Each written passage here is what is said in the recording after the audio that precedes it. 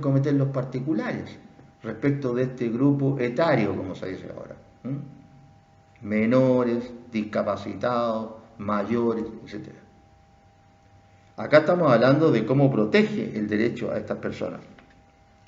Después también, cómo se asiste a la esterilización eugénica, con buenos fines, al aborto eugénico, que tiene por objeto salvar la vida o la salud de la madre cuando el feto lo hace inviable.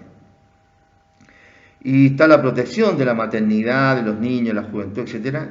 Y fíjense ustedes, pareciera que en los apuntes se dijo algo que no sabíamos que iba a ocurrir en esta pandemia. Declaración de enfermedades contagiosas, vacunaciones obligatorias. ¿Se habría imaginado a alguien que podía estar en manos de la autoridad sanitaria el privarnos de muchas garantías constitucionales legítimamente, es decir, constitucional y legalmente? ¿Se lo habría imaginado a alguien hasta el año pasado? No más atrás, hasta el año pasado. ¿Se lo habría imaginado? Que pudieran mantener a las personas encerradas en la casa, por ejemplo. Es decir, situaciones mucho más graves que las que son solo el estado de emergencia o el toque de queda. Tienen que hay ciertas personas que están encerrados en su casa, sobre lo cual se discute evidentemente dentro del ámbito del derecho si es posible hacerlo, pero la cuestión es que legalmente está permitido y lo hace la autoridad sanitaria por el bien común, por un bien sanitario. ¿Pero se lo habría alguien imaginado hasta hace poco tiempo? Entonces, en esta estrecha correlación de estas dos ciencias, la medicina, o sea, la biología y el derecho, se ha formado una ciencia que es la medicina legal, que tiene un contenido propio a estas alturas, desde hace bastante tiempo ya, cuyo estudio y consideración es diferente dependiendo del ámbito jurídico del cual se trate. Está dicho acá en los apuntes, pero para señalarlo de una manera más sencilla, digamos que en el caso, o mejor dicho, del punto de vista jurídico, el asunto es que el derecho tiene que resolver problemas que están expuestos en la ley positiva. Y para eso necesita del auxilio, colaboración, como quiera llamarse, de estas ciencias, de la medicina, de la biología, de la química, de la física y de la naturaleza en general. Es decir, estas ciencias son las que le van a decir al derecho, oiga, esto es así. Y con esa información que nos viene desde fuera a nosotros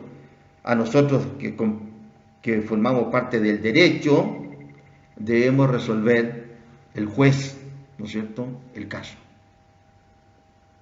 Es decir, como señalábamos delante, ante un cadáver va a tener que ser el forense, ¿no es cierto?, el médico forense, el que va a tener que decir, mire, esta persona murió a tal hora, murió de tal cosa, y la muerte fue producto o de terceros o de su propia acción, del muerto. Y en consecuencia el derecho va a tener que investigar un caso de homicidio, si es que las ciencias biológicas dicen que fue la muerte, la acción de terceros, derivada de la acción de terceros, o va a tener simplemente que archivar el caso por tratarse de un suicidio.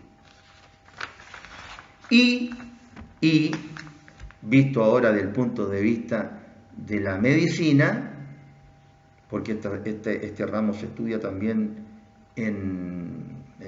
¿cómo se llama?, en los estudios de medicina, el problema es al revés. En el caso de la medicina, lo fundamental se radica en los aspectos biológicos y físico-químicos para que las soluciones que en ellos, en estas ciencias, se obtienen, en las biológicas o en las físico-químicas, sean remitidas al jurista, llámese juez, abogado, legislador, etcétera, para que se solucione un problema de carácter jurídico. Básicamente, este problema de carácter jurídico tiene que resolverlo el juez. Básicamente. Y desde ese punto de vista, entonces, desde ese punto de vista, el estudio de nuestra disciplina le interesa al juez, al abogado y a los legisladores.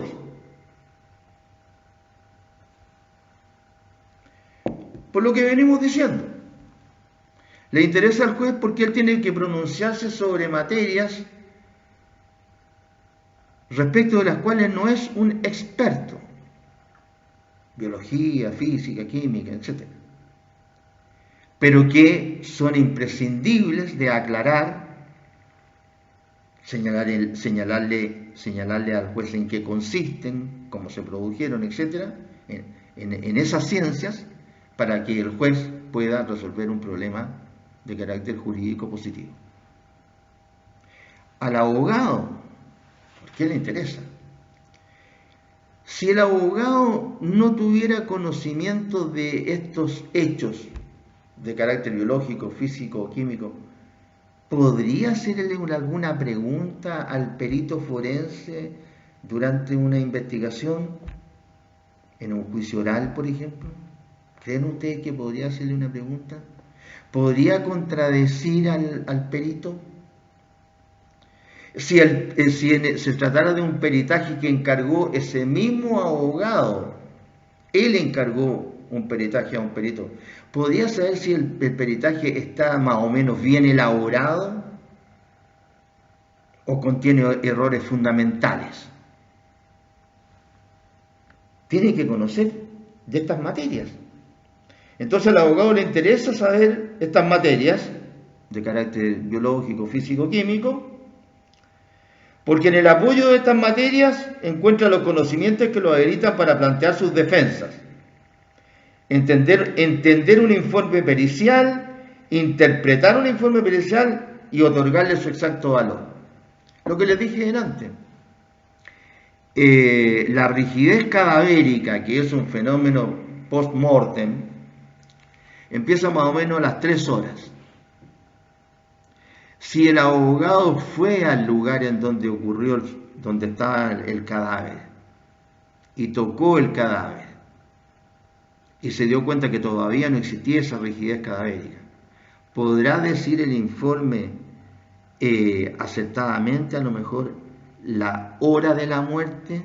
Es decir, ¿podría sacar conclusiones el abogado si es que él sabe que el proceso de rigidez cadavérica empieza a las 3 horas?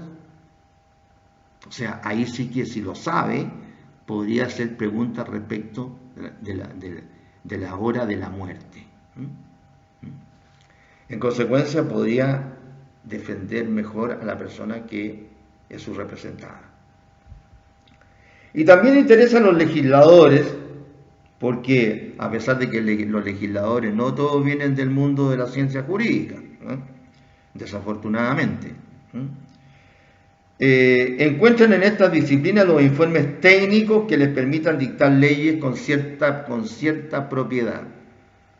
Bueno, ahora los legisladores, ustedes saben que tienen un apoyo impresionante. No vamos a criticar acá a los asesores de los legisladores, pero ahora, a diferencia de antes, tienen muchos asesores y los informes que le hacen, que son bastante caros, me imagino que estarán bien hechos. Pero en todo caso el legislador tiene que saber algo de esto para poder pronunciarse sobre la calidad del informe. Bien, eso es lo que podemos decir en la relación que existe entre estas ciencias, ¿no es cierto?, biológicas, físicas y químicas, con el derecho, que han creado esta ciencia propia que es la medicina legal y que nosotros estudiamos. En mi época, como antecedente, en mi época este ramo era anual. Este ramo era anual, porque la importancia que puede tener en cierto tipo de delitos, sobre todo los delitos contra las personas, los llamados delitos de sangre, por ejemplo, o de ataque en la persona de la víctima, es fundamental. Es fundamental. ¿Para qué decir específicamente en los casos de homicidio? Hay una serie de situaciones en las que resulta fundamental el estudio de la medicina legal. Bien. Segundo tema, más bien había de información, ¿no es cierto?, un poco de historia, para entender que esto de la medicina legal no empezó ayer. Es decir, este asesoramiento que empezaron a tener los tribunales, y antes que eso, estas reglas que empezaron a pronunciarse en relación con las ciencias de la biología, son bastante antiguas. Por eso que se distingue un periodo primero, no sé, llamémoslo primitivo, después un periodo que va por la Edad Media y después un periodo moderno que más o menos empieza en el siglo XIX, en la que señalaremos un par de cositas que nos parecen importantes. Los apuntes son más completos, pero en el primer periodo de la antigüedad existen antecedentes de colaboración de la medicina con el derecho, ya en la Biblia, imagínense usted, la Biblia ya tiene antecedentes. La Biblia ya hablaba sobre reglas relativas al homicidio, la virginidad, la violación, la sodomía, el estupro, las impurezas que llamaban en esa época las enfermedades venéreas, la prohibición de cohabitar, es decir, de tener relaciones sexuales entre marido y mujer en los periodos de menstruación, en los subsiguientes al parto, etc. Las reglas de Hipócrates relativas a los plazos de gestación. Bueno, durante el Imperio Romano se citan una serie de leyes que dictaron los romanos. Reglas sobre también el embarazo, la violación, delitos contra natura, enajenaciones mentales. Una muy importante que obligaban en caso de muerte violenta o misteriosa a la exhibición pública de los cadáveres para que los entendidos emitiesen su opinión sobre la causa de la muerte. Claro, casos de muerte violenta o misteriosa, lo exponían, porque si había algún médico pudiera decir, no, este no murió de esto, sino que murió de esto otro. Obligatoriedad de practicar la cesárea en mujeres embarazadas que fallecían antes del parto para salvar la vida del hijo, etcétera, etcétera. En el segundo periodo, ya durante el transcurso de la Edad Media, comienza a abrirse paso a la intervención de los médicos en los asuntos judiciales. Básicamente ya existen normativas que obligan a los jueces a solicitar informes a los médicos antes de sentenciar.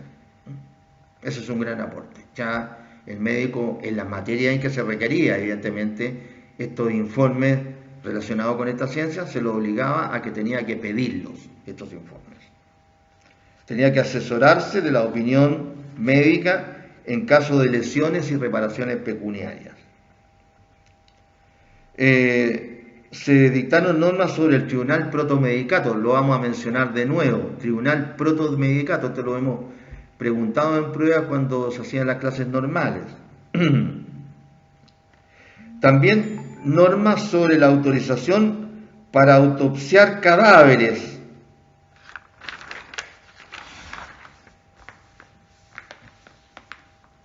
Aparecen los primeros trabajos sobre enfermedades mentales. Y se crea una organización que tiene un nombre ahí en Francia, de Châtelet, que tenía por objeto, ¿no es cierto?, que los médicos asesoraran a los jueces en materia de justicia. Ya en la época moderna, que se considera a partir del siglo XVI, la medicina legal comienza a tomar características de una ciencia diferenciada. ¿Sí? con un objeto, ¿no es cierto?, y un método propio. Y también se dictan diferentes normas en diferentes países relacionados con esta ciencia que ya empieza a adquirir características propias. En diferentes países. Por ejemplo, en algunos países torna obligatorio el peritaje médico legal, tratándose de delitos como lesiones, delitos contra las personas. Se conceden importancia al tribunal protomedicato, que tenía dos atribuciones fundamentales: establecer las relaciones entre los médicos y sancionar la irresponsabilidad médica. Fíjense que los médicos de hace muchos años que lo están haciendo responsables por su actuación médica, cosa que a nosotros todavía no nos hace responsables por nuestra actuación jurídica en los tribunales. Todavía no se sanciona al abogado que no sabe ejercer la profesión. Al médico lo están sancionando al menos desde el año 1532, en que ya se perseguía la responsabilidad de los médicos en el ejercicio de su profesión. Y ya empiezan también a aparecer obras importantes de medicina legal. Por ejemplo, la obra llamada de los informes de los medios de embalsamar cadáveres. La obra Toda la medicina forense que se abarca en España. Se publica otra obra sobre jurisprudencia médica. En Italia se crean funcionarios con la función de asesorar a la justicia en este tipo de cuestiones. Se publica la obra Cuestiones médico-legales. En Alemania ya aparece un tratado de medicina legal. Y a partir del siglo XVIII ya son numerosos los trabajos médicos legales en los países europeos. Tratados que estudian, por ejemplo, toxicología, asfixias, infanticidio, lesiones, atentado al pudor, etc. Y durante ya el siglo XIX, en esta especialidad, la medicina legal, comienzan ya las publicaciones periódicas. Y también empiezan a crearse las cátedras de medicina legal. Todo esto evidentemente empieza en Europa. Se empiezan a crear las cátedras de medicina legal en las escuelas de derecho, evidentemente. Ya. Y el antecedente en nuestro país, que no es menor, que la cátedra de medicina legal en la Universidad de Chile se crea en 1901. 1901. Es decir, esta ciencia, la medicina legal, ya tiene su historia, bien ganada por lo demás. Y dentro de esta clase vamos a terminar hablando de una cuestión que le interesa mucho al abogado, que es el peritaje médico legal.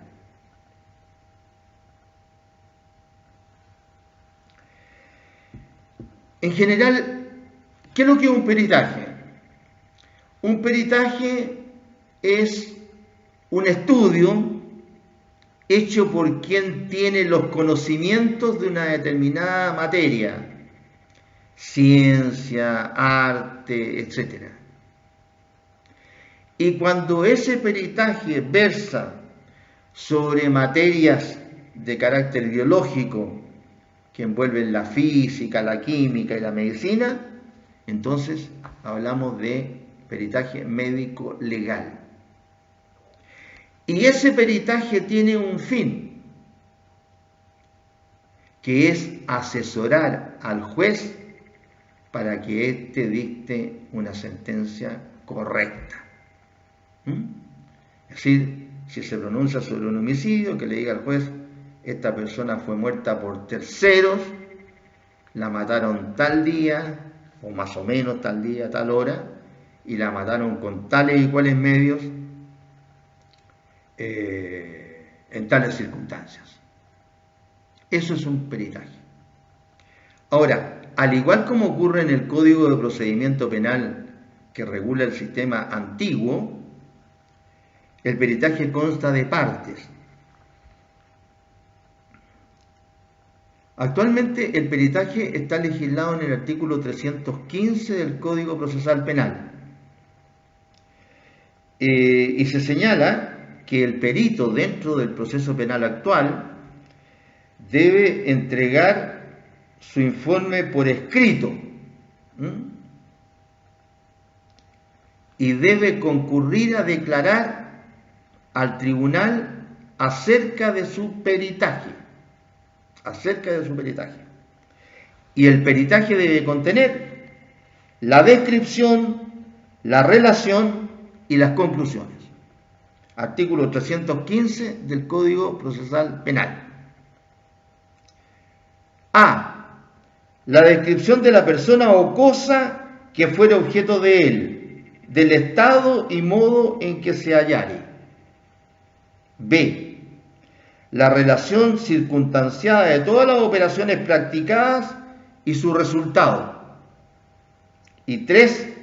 Las conclusiones que, en vista de tales datos, formularen los peritos conforme a los principios de su ciencia o reglas de su arte u oficio. Tiene que tener estos 3 elementos el peritaje médico legal. Obviamente que dentro de la descripción de la persona o cosa objeto del peritaje, cada vez se han ido incorporando más antecedentes. Cada vez se exige que el peritaje sea más completo. Actualmente las ropas que vestía, o que no vestía, si estaba desnudo. El examen de la ropa puede otorgar un montón de indicios. Eso lo vamos a estudiar nosotros, esto de los indicios, a propósito de la medicina legal criminalística, cuando hablemos de los principios rectores de la medicina legal criminalística, de cómo los elementos de un ambiente puede transportarlos el hechor a otro ambiente al cual, por ejemplo, trasladó el cadáver. Uno de los principios es ese. Entonces, hay que describir la persona o cosa objeto del peritaje y del modo en que se hallare esa persona o cosa objeto del peritaje. Todo lo que ella contiene. En segundo lugar, la relación circunstanciada de todas las operaciones practicadas y su resultado. De todas las operaciones practicadas y su resultado. Todo lo que hizo el perito en el peritaje. A través del tiempo han ido variando. Acuérdense ustedes que hay reglas respecto a los peritajes ya desde antiguo. Entonces, sitúense un poco más atrás, con un poco de imaginación. Los peritos antes, mientras hacían el peritaje, iban anotando en una libreta, qué sé yo, un cuaderno, lo que fuera. Cuando fueron creándose otros medios, ¿no es cierto?, le tenía que ir hablando a un micrófono para no escribir, y era más práctico porque le dejaba las manos libres, ¿no es cierto?, al perito, para poder hacer su trabajo. Estoy haciendo, ¿no es cierto?, un rompimiento del hígado para poder ver si contiene tal o cual líquido. Ya lo iba hablando. Como se ha ido mejorando la tecnología, después ya no solamente tenía que ir a hablarle al micrófono, sino que él llevaba el micrófono puesto. Y actualmente, bueno, se va grabando el mismo y la película tiene audio. Entonces hay muchas posibilidades de que todo sea más completo. Los mismos peritajes que se le hacen al cadáver ahora son mucho más completos que los que se le hacían. Exámenes de todo tipo. Averiguar, por ejemplo, qué tipo de líquidos contenía el estómago de la persona, que fue persona, el cadáver.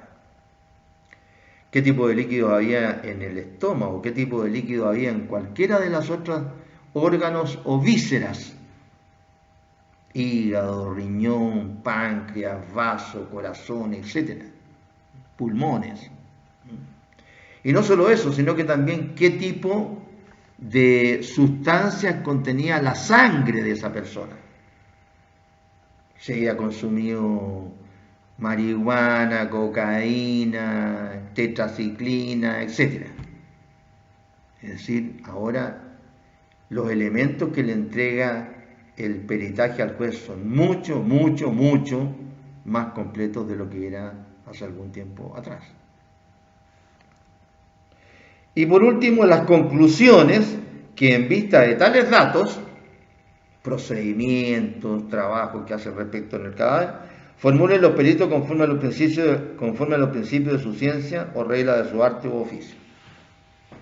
Aquí hay una cosa importante. El perito no puede hacer cosas a medias, ¿no? Dicho el lenguaje más vulgar y más propio, el perito tiene que jugársela. Tiene que llegar a una conclusión. Si el perito está equivocado, por ejemplo, podrá objetarse su peritaje por otro o por otros peritajes. Pero el perito tiene que decir cuál es su conclusión. Si fue muerto por terceros o murió a consecuencia de su propia actuación, del hechor. Pero no puede decir, mire, parece que lo mataron terceros o a lo mejor se mató él mismo, etc. El perito tiene que jugársela. La procedencia de este peritaje, como lo decimos acá, en las distintas ramas del derecho, la oportunidad para decretar este peritaje, el nombramiento, calidad y número de los peritos, las preferencias que debe considerar el juez al nombrarlos, su valor probatorio y demás, son cuestiones que dejaremos para el derecho procesal. Claro, nosotros, al menos los que tuvieron conmigo el ramo práctico de clínica jurídica, se pueden acordar que nosotros hablamos del peritaje en materia civil. En materia civil. Y ahí vimos todas estas cuestiones que estamos diciendo, ¿no? Así que cómo se nombran los peritos, etcétera, etcétera, etcétera, ¿no es cierto? Tiene que hacerse de acuerdo con las normas del derecho procesal. Bien, en materia procesal penal, el nombramiento de los peritos, básicamente, no únicamente, básicamente, desde el inicio de la investigación, está a cargo del fiscal. Porque como el señor fiscal es el que tiene el monopolio de la investigación o de la no investigación, él ante una situación determinada puede decidir si hacer o no hacer un peritaje. Normalmente en los casos de muertes violentas,